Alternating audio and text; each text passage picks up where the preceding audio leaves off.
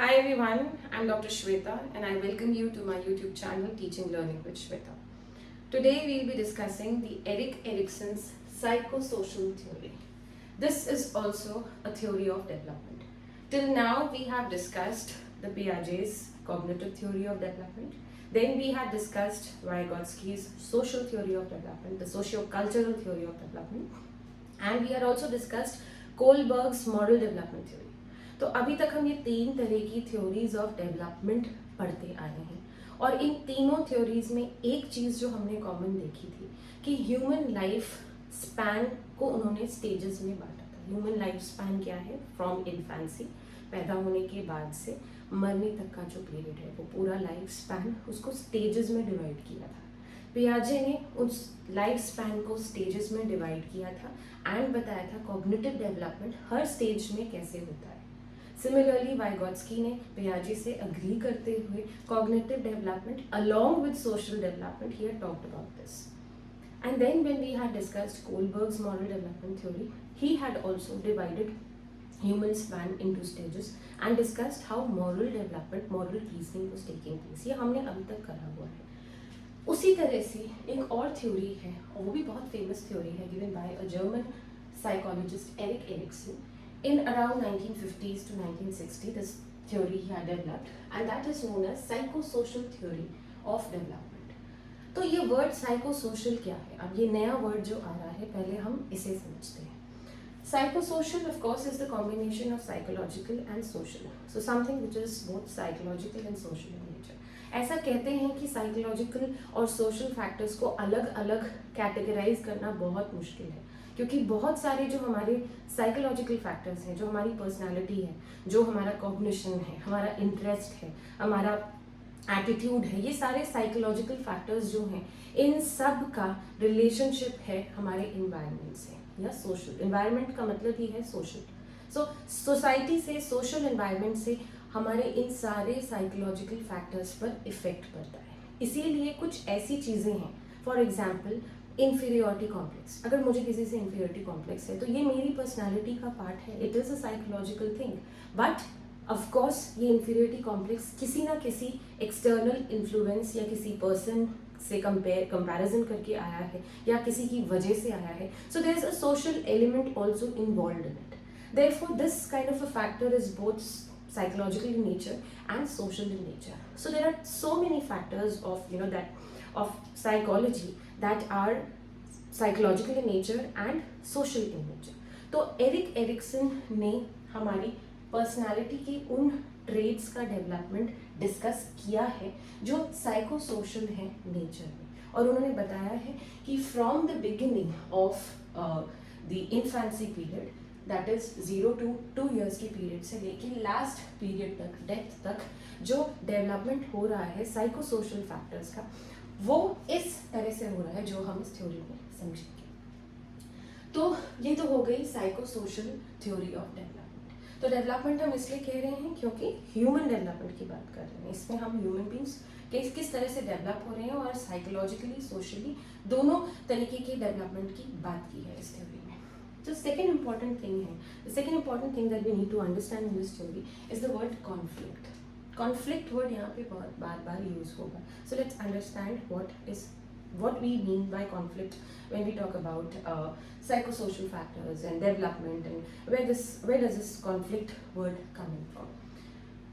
जैसे जैसे एक बच्चा इन्फेंसी पीरियड से चाइल्डहुड में जाता है, एडोलसेंस में जाता है, फिर एडल्टहुड में जाता है, फिर एडल्टहुड की stages early, middle, late adulthood को क्रॉस करते हुए ओल्ड एज में जाता है, तो ऐसा एरिक्सन कहते हैं कि हर स्टेज पे उसको एक कॉन्फ्लिक्ट का सामना करना पड़ता है, और वो कॉन्फ्लिक्ट होती है फेवरेबल एंड अनफेवरेबल एनवायरनमेंट की वजह से. So this means that at every stage of life human beings are exposed to some kind of conflicts, and how these human beings deal with these conflicts, how they emerge out of this conflict, a winner or a loser, that determines the success of the individual, the personality that the individual is going to have for the rest of the life, and also his or her progress and advancement in the further stages.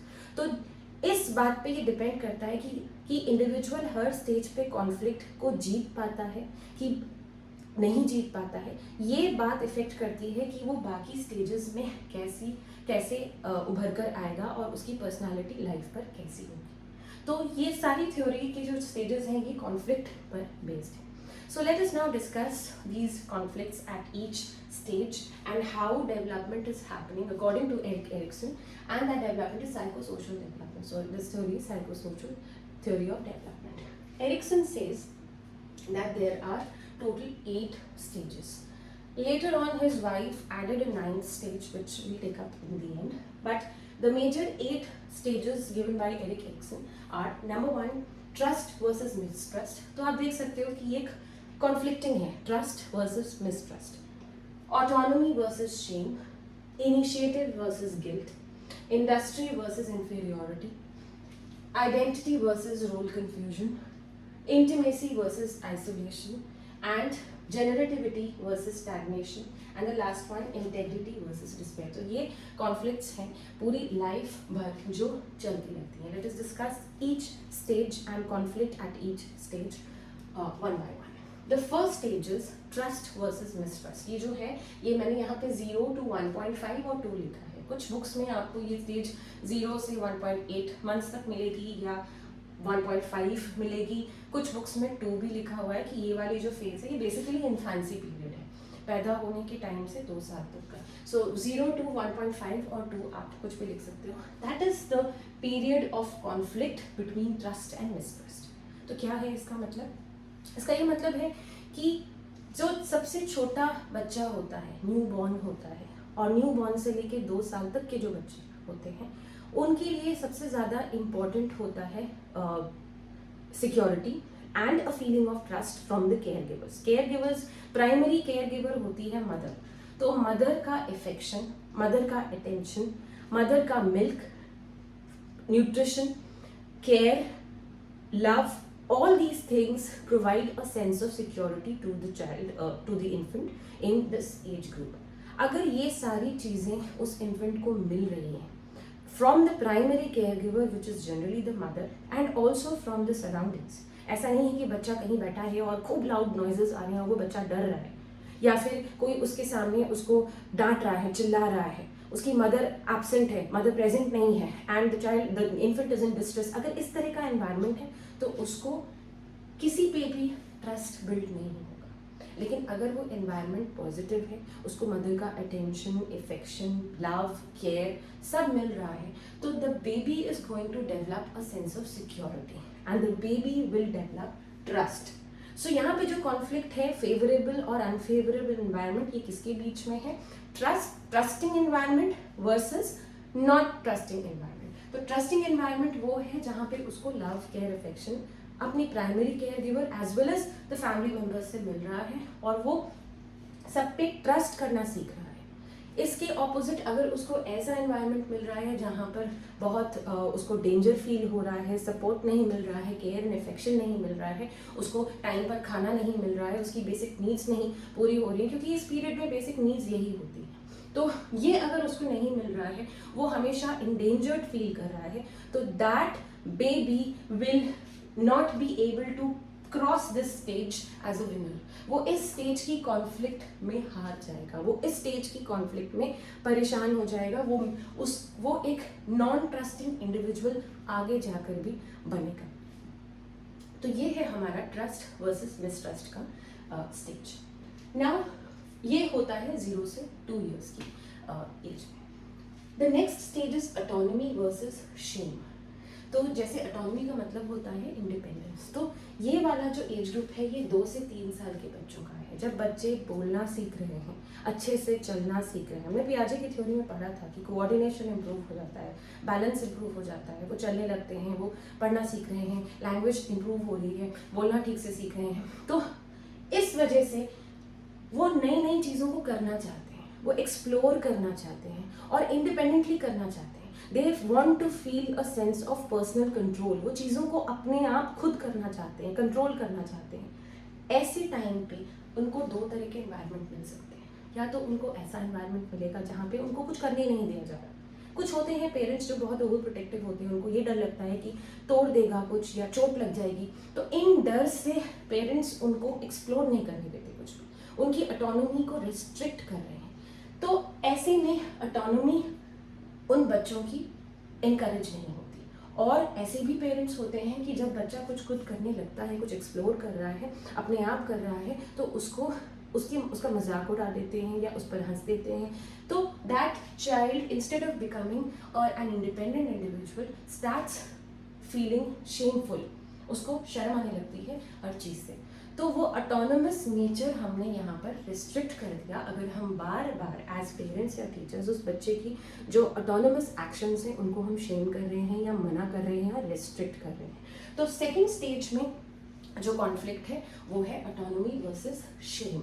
और अगर इस conflict को balanced way में बच्चे ने cross कर लिया तो जिंदगी भर वो एक ऑटोनमस इंडिपेंडेंट इंडिविजुअल बन सकता है। अदरवाइज अगर यहाँ पर उसको ऐसा इन्वायरमेंट मिल रहा है कि कंटिन्यूसली कुछ भी खुद करने के लिए या कुछ भी एक्सप्लोर करने के लिए उसे रोका जा रहा है या डांटा जा रहा है या उसका मजाक उड़ाया जा रहा है, तो वो कॉन्स्टेंटली हमेशा शर्मिंदगी वाली फीलिंग उसके अंदर रहेगी और वो लाइफ भर या आगे की स्टेजेस में भी इंडिपेंडेंटली कुछ ट्राई नहीं करेगा, एक्सप्लोर नहीं करेगा। And this is the stage of autonomy versus shame, जो 2 से 3 साल के बच्चों की स्टेज बताई है एरिक एरिक्सन ने। अब हम अगले स्टेज पे जाते हैं, वो है इनिशिएटिव वर्सेस गिल्ट। अब ये हैं 3 से 7 साल के बच्चे। जिससे पहले वाली स्टेज थी वो थी अर्ली चाइल्डहुड। इसके बाद वाली जो स्टेज है 3 से 7 साल का बच्चा, इनिशिएटिव वर्सेस गिल्ट, ये है मिडिल चाइल्डहुड। मिडिल चाइल्डहुड में it is seen that children they start taking initiative.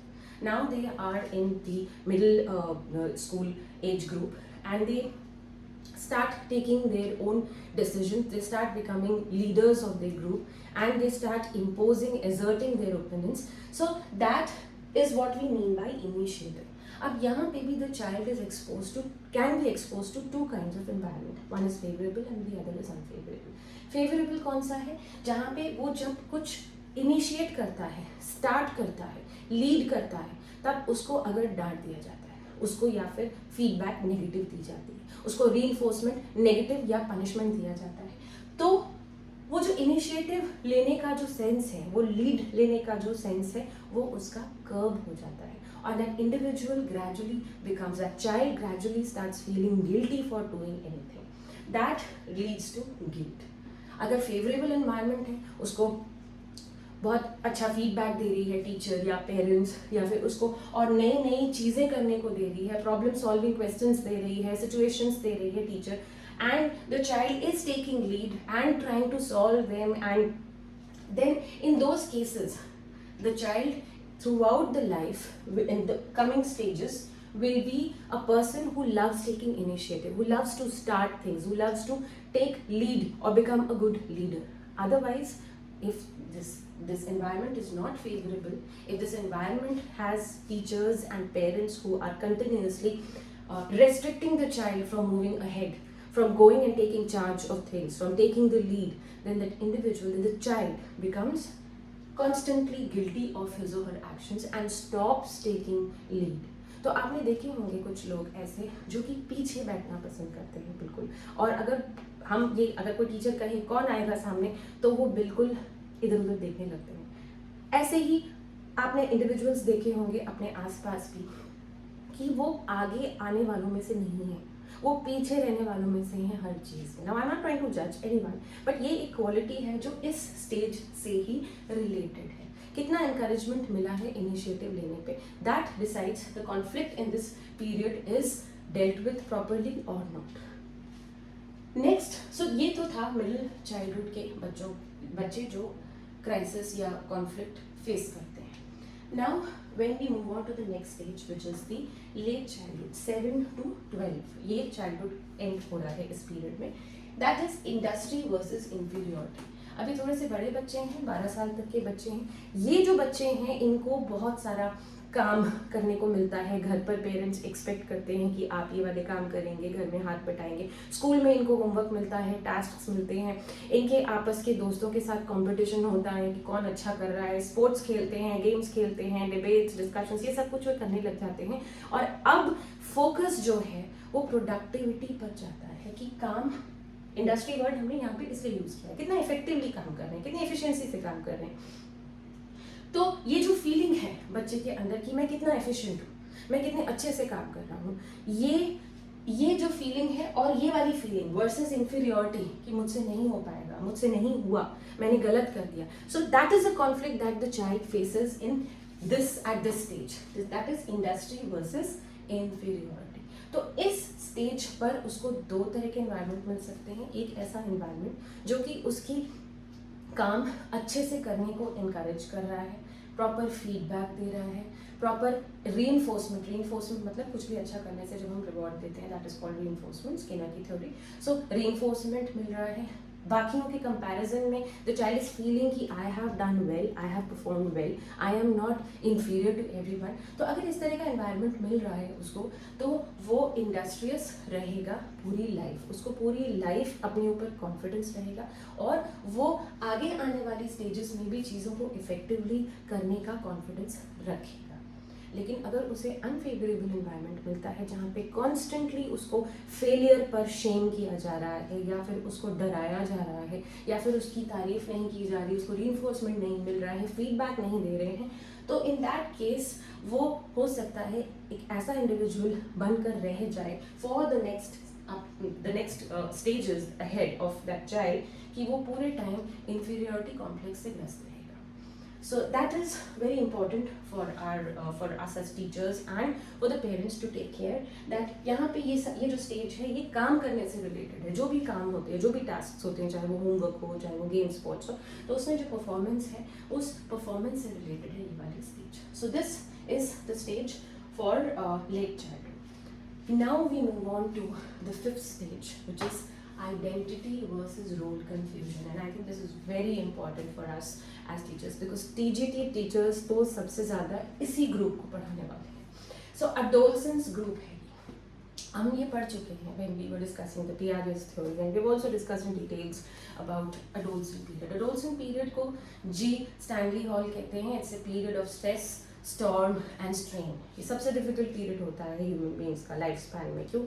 क्योंकि इसमें बहुत सारे चेंजेस आते हैं, हार्मोनल चेंजेस आ रहे हैं हमारी बॉडी में, सेकेंडरी सेक्सुअल कैरेक्टरिस्टिक्स अपीयर होना शुरू होते हैं, बॉयज़ और गर्ल्स की बॉडीज़ डिफरेंटली शेप होना, फॉर्म होना शुरू होती हैं, एंड इसके साथ also a lot of social and emotional changes start showing.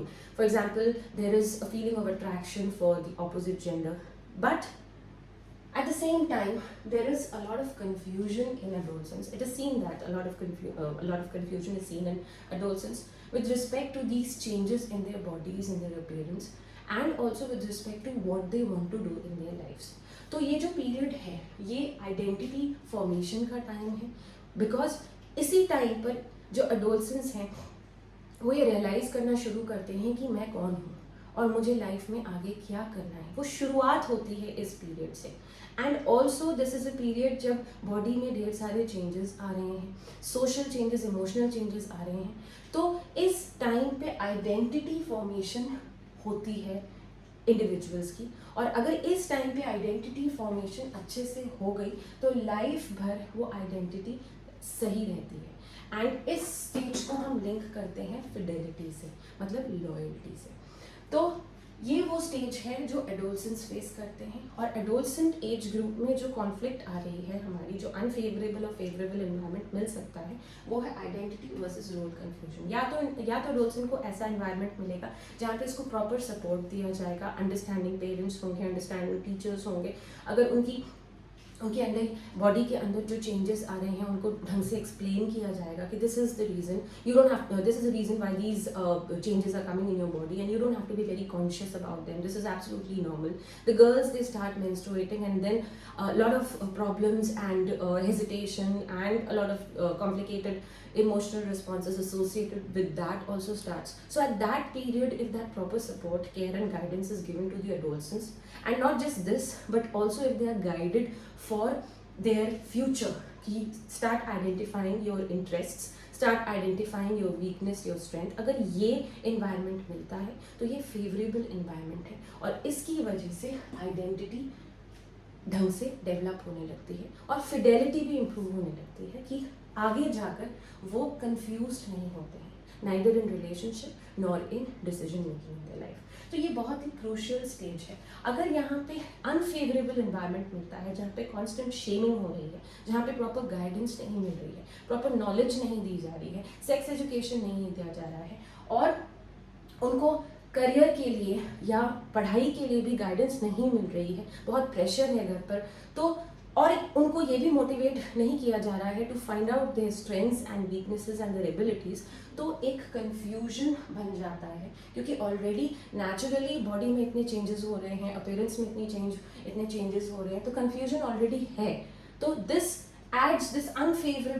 unfavorable environmental factors may add to the confusion, and the adolescent remains confused, and therefore आगे जाके भी डिसीजन मेकिंग डेवलप नहीं होती, फिडेलिटी लॉयल्टी डेवलप नहीं होती, and that individual is always confused. आपने भी अपने आसपास ऐसे लोग देखे होंगे जो एक डिसीजन लेने में बहुत कंफ्यूज रहते हैं, and they are confuse in everything. तो that personality trait is associated with how that individual crossed the how that individual could meet the conflict at this stage. So this is identity versus role confusion, and that is from the age group 12 to 18, that is the adolescent period. अब हम आ गए हैं adulthood में. This is the early adulthood. That is यहाँ पे adulthood में जो हमें क्राइसिस या कंफ्यूजन या कॉन्फ्लिक्ट मिल रही है, जो फेवरेबल और अनफेवरेबल एनवायरनमेंट है, वो है intimacy versus isolation. Now adulthood is the time period when the individual is sexually mature, is no longer an adolescent.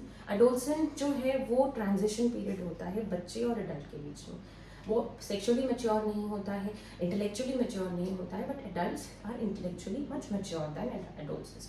ये वो पीरियड है जहाँ पे रिलेशनशिप्स फॉर्म होने शुरू होते हैं. Relationships primarily with the spouse, sexual relationships, but also social relationships, friendships. So ये जो स्टेज है ये बहुत क्लोजली लिंक करती है इससे पहले वाली स्टेज से, क्योंकि हमने वहाँ पे लॉयल्टी और फिडेलिटी की बात की थी. तो सारी स्टेजेस ही एक दूसरे से लिंक करती हैं, बट ये स्टेज पर्टिकुलरली जो हमारी एडल्टहुड वाली स्टेज है, ये पर्टिकुलरली बहुत कनेक्टेड है strongly with the previous stage, which is the stage of adolescence. तो इस स्टेज में क्या होता है, इंटीमेसी वर्सेस आइसोलेशन. सो अगर फेवरेबल और अनफेवरेबल इन्वायरमेंट, फेवरेबल क्या है यहाँ पे कि अगर ऐसे एक्सपीरियंसेस इंडिविजुअल को मिल रहे हैं कि वो अच्छे हैं, and the individual is able to form good relationships with spouse, with friends, and they are healthy relationships that give that individual happiness and satisfaction, तो वो इंटीमेट, friendly, open individuals बनते हैं for the rest of their life, and they're not scared of getting into relationships or holding on to commitments. वो उनको loyalty और fidelity issues नहीं होते हैं. इसके opposite अगर उनको unfavorable environment मिलता है, कुछ experiences उनके साथ negative हो जाते हैं, a lot of breakups or getting cheated on by a partner or things like that, problems like that. So in that case, the individual becomes incapable of forming intimate relations with the partner or with other people, even friends in future, and remains as an isolated individual. So this is the early adulthood period, और इसमें जो conflict होती है वो intimacy versus isolation की होती है. Now we move on. Now this age group is 20 to 45 के बीच में एडल्ट, द अर्ली एडल्टहुड 45. अब हम आ रहे हैं सेकेंड लास्ट स्टेज में जो 45 से 60 के बीच में होती है age group, that is generativity versus stagnation. तो 40 year above people are generally more bothered about their career and about their families. The ones who have families and children, they are more bothered about the well-being, the education, the health of their family, and they are basically providers. They want to be productive, they want to provide for their family. उनका focus career पे भी होता है कि कैसे हमें promotion मिले, हम एक्सेल करें अपने जॉब में, ऊपर जाएं. So these are the attention now shifts from relationships to career and family. तो उसमें उनका फोकस होता है या तो प्रोडक्टिव होने का, सक्सेसफुल होने का, and the conflict that they face, the unfavourable and favourable environment that they face is with respect to being successful in their career और not being successful. कुछ ऐसे experiences उनको हो रहे हैं कि वो successful हो रहे हैं और they are able to provide for the family, so they believe that they are generative, they are productive, they are efficient. जबकि जो इंडिविजुअल्स उनके एक्सपीरियंसेस ऐसे होते हैं कि they get stuck in career और they are not very successful, they are unable to provide for their family, तो वो फील करते हैं स्टैग्नेटेड। अब ये वाली जो स्टेजेस हैं, this does not have much for teachers and parents to do.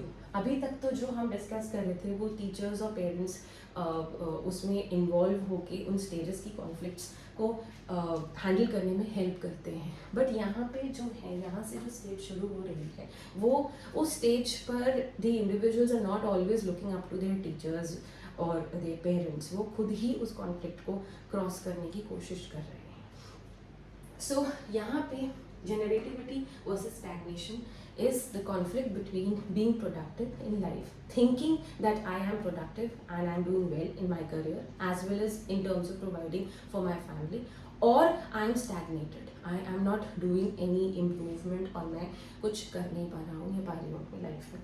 That is a conflict that people in 45 to 60 years of age experience, and they have to deal with this conflict on their own primarily. The last stage is the old age stage. Now exactly तो दिया नहीं गया है किसी book में कि old age कब से start होती है, because this is also very subjective. An old person may be fitter than a younger person, but yes, approximately 60 onwards को हम old age ऐसा कहते हैं। एरिक्सन ने भी 60 onwards इसको माना है कि old age है। यहाँ पे जो हमारी conflict होती है वो है integrity versus despair। इसका मतलब ये है कि ये सारी stages cross करने के बाद जब इस एज में इंसान आता है, integrity versus despair. Now this is the stage when the individual looks back and tries to reflect on his own life. हम पीछे मुड़ के देखते हैं कि हमने अपनी ज़िंदगी कैसे जी, हमने क्या बहुत गलतियाँ की हैं, या हमने सब कुछ अच्छे से किया, हमारे सारे डिसीजंस अच्छे थे, या फिर हमने किसी को हर्ट किया, या हम लाइफ में कुछ कर नहीं पाए, हमारी लाइफ का कोई पर्पस सॉल्व नहीं हुआ। तो ये कॉन्फ्लिक्ट होती है और इस कॉन्फ्लिक्ट से भी खुद ही डील करना होता है। And again the teachers and parents don't have much to do at this stage. तो ये वाली जो स्टेज है the year 60 onwards, इस स्टेज में जो कॉन्फ्लिक्ट होती है वो है when the individual feels that the individual has led a good life, is integrated in all terms, or is feeling despair और regret हो रहा है उसको कि वो लाइफ में कुछ कर नहीं पाया। तो ये कॉन्फ्लिक्ट फेस करते हैं individuals generally according to Erik Erikson at this age. तो ये थी हमारी सारी स्टेजेस और हर स्टेज में आने वाली conflict. I just quickly revise. Infancy period 0 to 2 और we can see 0 to 1.5, trust versus mistrust. उस बेबी को या कौन सी कॉन्फ्लिक्ट है उस बेबी के सामने जो उसको क्रॉस करनी है, और ये रिस्पॉन्सिबिलिटी किसकी है कि वो बेबी आराम से उस कॉन्फ्लिक्ट को क्रॉस कर पाए, उसके पेरेंट्स की प्राइमरीली। तो उसको अगर ट्रस्टिंग इन्वायरमेंट मिलता है, सेफ इन्वायरमेंट मिल रहा है, सिक्योर इन्वायरमेंट मिल रहा है, उसकी जो बेसिक नीड्स हैं जो वो खुद पूरी नहीं कर सकता है वो मिल रहा है अगर सब कुछ, तो उसको एक ट्रस्टिंग इंडिविजुअल बनेगा और वो ट्रस्टिंग इंडिविजुअल बाद में भी वो ट्रस्टिंग क्वालिटी उसकी देखी जाएगी। ऐसे लोग जिंदगी भर लोगों पे ट्रस्ट करते हैं, रिलेशनशिप्स में भी ट्रस्ट करते हैं, they don't have many trust issues, they don't doubt so much, they are happy individuals. Whereas अगर उस पीरियड में उस बच्चे को बहुत डेंजर फील हो रहा है, उसके पेरेंट्स ज़्यादा केयर नहीं कर रहे हैं, अफेक्शन नहीं दे रहे हैं, इमोशनल सपोर्ट नहीं दे रहे हैं और बेसिक नीड्स फुलफिल नहीं हो रही हैं, तो the baby will become a not trusting individual, and वो ट्रेट उसके बाकी स्टेजेस में भी देखने मिलेंगी। और ऐसे लोग आगे जाकर बहुत डाउट करने वाले, बहुत रिलेशनशिप्स में भी they are unable to trust. तो ये सारे जो फैक्टर्स हैं ये साइकोलॉजिकल भी हैं, सोशल भी हैं, क्योंकि साइकोलॉजिकल मतलब हमारी पर्सनालिटी से लिंक्ड है और सोशल बिकॉज वो social environment is playing a role in solving these conflicts. तो ये साइको सोशल फैक्टर्स हैं जिसके बेसिस पे स्टेजेस दिए गए हैं। सेकेंड स्टेज हमारी ऑटोनॉमी वर्सेस शेम, कि बच्चा जो है जब 2 से 3 साल के बीच में होता है तो वो अपना इंडिपेंडेंटली काम करना शुरू करता है, एक्सप्लोर करता है। तो यहाँ पे उसको कॉन्फ्लिक्ट मिल सकती है 2 चीज़ों के बीच में, या तो उसका एनवायरनमेंट ऐसा होगा फैमिली का या स्कूल का कि उसको कुछ करने इंडिपेंडेंटली दे ही नहीं रहे हैं, इस डर से कि वो तोड़ देगा कुछ या उसको चोट लग जाएगी, और या फिर उसका मजाक उड़ रहा है, तो वो इंडिपेंडेंट इंडिविजुअल नहीं बन पाएगा। आगे की स्टेजेस में भी और through out the life you will see that individual is always hesitating, is not independent, is always dependent on others. The third stage is initiative versus guilt, जो 3 से 7 ईयर ओल्ड के बच्चों में देखी गई। ना इस स्टेज में हमारी जो कॉन्फ्लिक्ट होती है, फेवरेबल एनवायरनमेंट वो हो सकता है जहाँ पे खुद से डिसीजन लेकर, खुद से कोई चीज़ का लीड लेना, स्टार्ट करना, इनिशिएटिव लेना बच्चे शुरू करते हैं, डिसीजंस लेकर काम करना शुरू करते हैं। अगर हमने इसको ऐसा एनवायरनमेंट दिया कि इनिशिएटिव लेने पर हम उसे फीडबैक दे रहे हैं, अच्छी फीडबैक दे रहे हैं, रीइंफोर्स कर रहे हैं, इनकरेज कर रहे हैं, मोटिवेट कर रहे हैं, और फेवरेबल एनवायरनमेंट इस तरह का मिल रहा है अगर, तो वो ज़िंदगी भर उसकी पर्सनालिटी में इनिशिएटिव नेचर दिखता है कि वो चीज़ों को लीड लेके करना चाहता है पूरी लाइफ। बट अगर इसके ऑपोजिट उसको ऐसा एनवायरनमेंट मिलता है, ऐसा सोशल एनवायरनमेंट होता है जहाँ पर उसको कोई भी नई चीज़ करने से रोका जा रहा है, उसको लीड लेने से रोका जा रहा है, तो ऐसे लोग हमेशा पीछे रहना पसंद करते हैं आगे जाकर लाइफ में। The next stage is industry versus inferiority. As the word industry suggests, this is related to productivity, efficiency. Now the feeling how effectively I work, how efficient I am, ये वाली फीलिंग जो है confidence से related है इस stage पर। तो ये उन बच्चों में, ये 7 to 12, 7 से 12 साल के बच्चों की स्टेज है। यहाँ पे जो कॉन्फ्लिक्ट हो सकती है दो चीज़ों के बीच में हो सकती है। Either the child is getting an environment where जो भी वो कर रहा है उसको अच्छे से करने के लिए उसको इनकरेजमेंट मिल रहा है, अगर वो अच्छे से नहीं कर रहा है तो उसको डिस्करेजमेंट नहीं मिल रहा है, फेलियर्स हैंडल करने का उसको अच्छे से तरीका बताया जा रहा है, मोटिवेशन मिल रहा है, रीइंफोर्समेंट मिल रहे हैं, रिवॉर्ड्स मिल रहे हैं, अप्रिसिएशन मिल रहा है, और कंपैरिजन बाकी बच्चों से बहुत ज़्यादा करके उसको शेम नहीं किया जा रहा है। अगर इस तरह का एनवायरनमेंट मिलता है तो बच्चे जो हैं वो अपना काम एफिशिएंटली करने में इंटरेस्टेड रहते हैं, और आगे आने वाली स्टेजेस में और आगे आने वाली लाइफ में भी ऐसे इंडिविजुअल्स एफिशिएंटली काम को करना पसंद करते हैं और एफिशिएंट होते हैं। They are more industrious. Whereas if in this stage the child gets an environment where the child is constantly being shamed or being compared to other kids or is never being appreciated or motivated, then those children, they develop inferiority complex, and that inferiority complex reflects in their personality in the later stages of their lives also. The next is identity versus role confusion, जो कि adolescent period के लिए है, 12 to 18. Now this is a period with a lot of physical changes, a lot of emotional and social changes. तो already confusion होता है naturally. Psychology says that this is a period of stress, storm and strain. ऐसे time में अगर हम उसे favourable environment देते हैं, प्रॉपर गाइडेंस देते हैं टू आइडेंटिफाई क्या आपकी स्ट्रेंथ्स हैं, क्या वीकनेस है, क्या इंटरेस्ट है, आप हो कौन, आपको क्या पसंद है, और जो आपकी बॉडी में चेंजेस हो रहे हैं वो नेचुरल है, वो इस वजह से हो रहे हैं, अगर ये सब उसको समझाया जाता है, सपोर्ट दिया जाता है, तो वो अपनी आइडेंटिटी ठीक से फॉर्म करने लगते हैं और उनको फिडेलिटी इश्यूज, लॉयल्टी इश्यूज नहीं होते हैं। वो डिसीजन लेना सीखते हैं और ये डिसीजन मेकिंग पावर उनको लाइफ भर रहती है उनके साथ।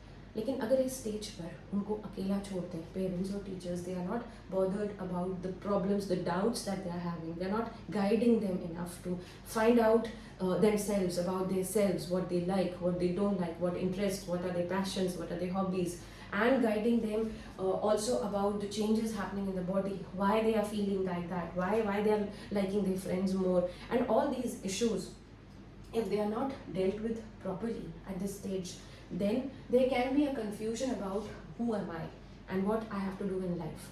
तो ये confusion जब रहता है तो ये decision making जो है ये ठीक से develop नहीं होती है, और पूरी life ऐसे individuals हर चीज़ में confused दिखते हैं क्योंकि इस stage पर वो ठीक से address नहीं होती है। The next is for early adulthood, intimacy versus isolation. ये relationships वाली stage है adults के लिए, जो new adults होते हैं उनके लिए important होती हैं। वो ये इसी stage पर तरह तरह के relationships form करते हैं and close relationships form करते हैं, which can be from their friends or can be their spouses or can be a sexual relationship. तो इस stage पर जो हमें अभी भी यहाँ पे college going students भी included हैं, तो teachers और parents का यहाँ पे भी role है अभी तक।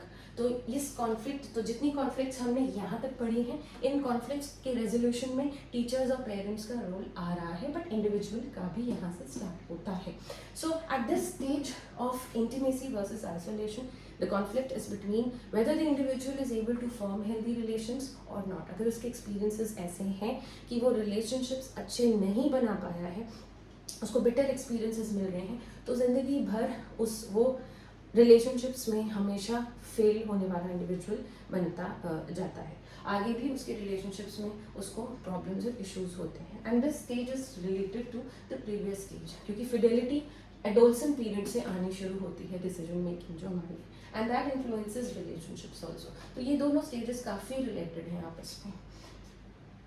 The next stage is generated versus stagnation, जो कि 45 से 60 ईयर ओल्ड के लोगों में होती है। ये कॉन्फ्लिक्ट, ये वाली कॉन्फ्लिक्ट है कि मैं कितना प्रोडक्टिव हूँ अपनी फैमिली के लिए और अपने करियर के लिए। अगर मैं प्रोडक्टिव हूँ, मैंने अगर इस स्टेज को, इस कॉन्फ्लिक्ट को क्रॉस कर दिया, तो इसका मतलब that individual believes that individual is productive and efficient. And अगर वो अपने करियर पे किसी हाइट पर नहीं जा रहा है, और if that individual is unable to provide for the family, then that individual ends up feeling stagnated in life. So this is a conflict that individuals face during this age group 45 to 60, and this does not have much to do with teachers, or is not the responsibility much for the teachers or adults, because they are already crossed the schooling and college and the main stages of the life. But yes, the responsibility is with the individual to cross this conflict, but help can always be taken from other sources. The last stage is integrity versus despair, which is the old age, which starts generally from 60 onwards. Now इस age पर individual looks back at his और हर life, वो पीछे मुड़ के देखता है अपनी लाइफ में कि लाइफ मैंने सक्सेसफुली लीड करी है, कि मैं एक फेलियर रहा हूँ, मैंने अपने पर्पस को अचीव किया है कि नहीं किया है, मैंने क्या मिस्टेक्स की। तो यहाँ पे जो कॉन्फ्लिक्ट आती है वो इन्हीं दो चीज़ों पे आती है कि वो अपनी पूरी ज़िंदगी से सेटिस्फाइड है या नहीं है। तो अगर सेटिस्फाइड है तो वो अपने आप को वाइज फील करता है, खुश फील करता है, और उसके अंदर इंटेग्रिटी की फीलिंग आती है। और अगर वो पीछे मुड़कर देखता है कि मैंने इतनी सारी गलतियाँ की, मुझे ऐसा नहीं करना चाहिए था, मेरा पर्पसफुल नहीं हुआ, या मैंने बहुत ख़राब तरीके से लाइफ को लीड किया, तो उसके अंदर जो सेंस ऑफ डिस्पेयर डेवलप होता है। So these are the conflicts at each stage of human beings, the lifespan of human beings, जो एरिक एरिक्सन ने दिया था। नाउ इस थ्योरी के फ़ायदे क्या हैं, क्यों एज टीचर्स इस थ्योरी को हम पढ़ रहे हैं? क्योंकि जैसा मैंने आपको बताया कि इन्फेंसी पीरियड से एडल्टहुड तक तो individual spends time in educational institutions. तो हर स्टेज की कॉन्फ्लिक्ट को क्रॉस करने में टीचर्स का, सक्सेसफुली बैलेंस्ड वे में क्रॉस करने में टीचर्स का बड़ा हाथ, बड़ा रोल हो सकता है, अलॉन्ग विद पेरेंट्स का तो रोल है ही, बट टीचर्स भी फैसिलिटेट कर सकते हैं। जैसे ही ट्रस्ट वर्सेस मिसट्रस्ट में तो बच्चे जनरली स्कूल में नहीं आते हैं, टुवर्ड्स द एंड आना शुरू होते हैं, बट ये जो 3 स्टेजेस हैं ऑफ चाइल्डहुड, ये तीनों चाइल्डहुड की हैं, ऑटोनॉमी, इनिशिएटिव और इंडस्ट्री। इसमें टीचर्स का बहुत बड़ा रोल है कि बच्चा इंडिपेंडेंटली काम करना शुरू कर रहा है। As teachers we have to give them tasks to complete on their own, and we have to always encourage them if they are taking lead for something, for if they are taking decisions and doing something on their own, regardless of the output। हमें process पे focus करना है, product पे नहीं। अगर वो fail भी हो रहे हैं, अच्छे से नहीं भी कर पा रहे हैं कुछ क्रिएट, तो भी हमको उनकी इनिशिएटिव को, उनके एफर्ट को अप्रिशिएट करना है। हमें उनको इनकरेज करना है कि काम वो अच्छे से करके दें। आप क्लास में देखोगे, अगर आप कुछ लिखने भी देते हो, कुछ बच्चे बहुत मेहनत से हैंडराइटिंग अच्छे से सजा के आपको वो चीज़ प्रेजेंट करेंगे। Whereas some kids will just somehow complete it and give it to you. You as a teacher are not going to shame those students who have not put in effort, but you are going to give a positive reinforcement to those who have put in efforts. And ये इसको करने से initiative और industry वाली जो feeling है वो develop होगी है। लेकिन बच्चा अगर हाँ, बच्चों में आपको कंपटीशन की फीलिंग, हेल्दी कंपटीशन तो लाना ही है, ताकि उनमें इंडस्ट्री और इनिशिएटिव और ऑटोनॉमी वाले एलिमेंट्स इंकरेज हो। लेकिन you have to always keep in mind that if you keep on only appreciating the winners, then the ones who have not won will feel inferior, and gradually they will stop taking initiative and will stop being autonomous. So as teachers you have to keep that in mind. You also have to involve a lot of problem solving activities and tasks for them to develop this industry in them, industry's feeling in them. Now adolescence के लिए तो हम पहले भी discuss कर चुके हैं कि बहुत ज़रूरी, the role of teachers at this stage is very very important, कि आप उनकी आइडेंटिटी फॉर्मेशन में हेल्प करें, उनको आप गाइडेंस दें कि वो अपनी इंटरेस्ट्स को आइडेंटिफाई कर पाएँ, अपनी हॉबीज़ को आइडेंटिफाई कर पाएँ. अ lot of adolescence struggle with identity problems at this time. So you have to be soft with them, you have to be understanding, and you have to be friendly with them, and you have to create an understanding environment. अगर ऐसा कुछ case हो जाता है कि कोई adolescent किसी चीज़ में फंस जाता है, तो you don't have to shame that adolescent. So ये सब इम्प्लीकेशंस हैं जो ताकि आप इंकरेज करें individual the adolescents to take decisions and be sure about those decisions. ये आपको एज टीचर्स करना है. देन इंटीमेसी वर्सेस आइसोलेशन में भी बहुत से इंडिविजुअल्स कॉलेज में, post graduation and all that level पे होते हैं, तो इस पे भी टीचर्स का थोड़ा रोल होता है. Although they are adult and mature, they can under normal circumstances they can cross the conflict, they can overcome the conflict, but still for the individuals who are at the college level, they can be helped out by teachers. अब हम उनको support दे सकते हैं, guidance दे सकते हैं, ताकि जो relationship issues की वजह से जो स्ट्रगल होती है बहुत सारे एडल्ट्स की, the students in colleges and universities, उनको हम हेल्प आउट कर सकते हैं through counselling and by listening to them and being supportive and non judgemental. Very important to be non judgemental to them. जो दो लास्ट की stages हैं उसमें एज टीचर्स हमारा कोई बहुत ज़्यादा रोल नहीं है, बट अगर हम इन सारी स्टेजेस की कॉन्फ्लिक्ट्स को भी हम ध्यान में रखें एंड हेल्प करें बच्चों को to resolve and come out, तो ये जो एंड वाली स्टेजेस हैं they will be automatically taken care of, because each stage, the conflict at each stage is affecting the conflict at another stage. अगर एक स्टेज पे अगर कॉन्फ्लिक्ट रिजॉल्व अच्छे से बैलेंस्ड वे में हो गई तो वो पर्सनालिटी ट्रेट हमें पूरी ज़िंदगी मिलता है, and one stage is related to another stage. तो ये तो है educational implications of Eric Erikson's psychosocial theory. But इस थ्योरी के कुछ डिसएडवांटेजेस भी हैं, लिमिटेशंस भी हैं. वो ये हैं कि नंबर 1, जितनी भी स्टेजेस एरिक्सन ने दी हैं, ये सारी स्टेजेस में जो बातें जो फैक्टर्स डिस्कस किए हैं, साइकोसोशल फैक्टर्स, ऐसा कहते हैं the researchers, they say that they are not enough. He hasn't covered all the psychosocial factors. Trust, autonomy, initiative, industry, identity, intimacy, generativity and integrity के अलावा भी बहुत सारे फैक्टर्स हैं that Erikson has missed out. तो ये एक limitation है. Plus understanding of trust, mistrust and these things is subjective. ये सब डिफर करता है from person to person. Also one limitation of this theory is कि यहाँ पे ये माना गया है कि एक स्टेज पे अगर कॉन्फ्लिक्ट रिजॉल्व नहीं हो रही है तो वो कभी भी रिजॉल्व नहीं होगी, वो हमेशा दिखेगी हमें as a problem in the future stages और इन द फ्यूचर लाइफ. ऐसा रिसर्चर्स आर्ग्यू करते हैं कि नहीं है. बाद में भी ट्रस्ट, अब सपोज किसी बच्चे का यहाँ पे ट्रस्ट डेवलप नहीं हुआ है, तो ऐसा नहीं है कि जब वो यहाँ पर आएगा तो भी वो नॉन ट्रस्टिंग इंडिविजुअल रहेगा. हो सकता है इस जर्नी में कोई उसको ऐसा एक्सपीरियंस दे या कोई उसको गाइडेंस दे कि वो ट्रस्टिंग इंडिविजुअल दोबारा बन जाए. तो ये थ्योरी बहुत लोगों ने आर्ग्यू किया है कि is certain elements of this theory are not true, and this theory is also not applicable to all cultures and all contexts, because बहुत सी ऐसी cultures में कुछ traditions हैं जहाँ पे किसी purpose से कोई चीज़ की जाती है, जैसे कि in some of the cultures it is a practice to encourage autonomy at this stage only, जिसकी वजह से बच्चे को बहुत ज़्यादा पैम्पर नहीं कर रहे हैं. तो that does not mean that the individual will develop into a mistrusting individual. वो उस कल्चर का या उस पेरेंट की अंडरस्टैंडिंग है, उस पेरेंट की चॉइस है, बट इंटेंशन उस पेरेंट की ये नहीं है कि वो उसको नॉन ट्रस्टिंग इंडिविजुअल बनाए. उस पेरेंट की ये इंटेंशन है कि वो उसे ऑटोनमस बनाए, इसी स्टेज से वो शुरू करना चाह रहे हैं. So these boundaries are according to a lot of researchers not so rigid. तो ये भी एक लिमिटेशन है एरिक एरिक्सन की साइकोसोशल थ्योरी की. तो ये था मेरा पूरा डिस्कशन एरिक एरिक्सन की साइकोसोशल थ्योरी के बारे में. And I would request all of you to subscribe to my channel, like my videos in case you want more videos on topics like these. And one more request, always try giving me as much feedback as you can in the comments below. That is going to help me to improve the quality. Thank you. Have a nice day.